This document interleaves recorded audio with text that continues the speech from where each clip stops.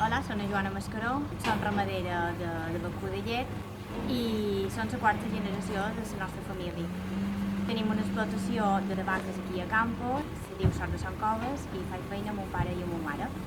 El que més m'agrada d'aquest sector és poder estar amb els animals. De tota la vida m'han agradat les vaques, m'he criat amb elles i la veritat és una cosa que el dur de dins si és vaquer de vaques, de llet, pues t'han d'agradar molt. I això per a jo és el millor, poder estar amb els animals cada dia i veure-los créixer i sentir-se contacte i que són animals molt agraïts.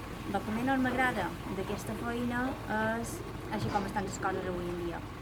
Veure que no hi ha relleu generacional, veure que cada dia hi ha menys explotacions, és un sector que hi fas moltes hores de feina, hi perds molt de temps i a part que no cobreixes el cost de producció, és una feina molt esclava, són els 365 dies de l'any, si amb les vaques són 2 vegades cada dia, no pots votar mai, i si són a les 5, a les 5 no pots anar a les 5 i mitja. La majoria de les explotacions de vaques estan aquí a la nostra zona i això és el que encara m'ha donat més coratge entre tots, els pocs que quedam, pues, unir-nos i seguir formant.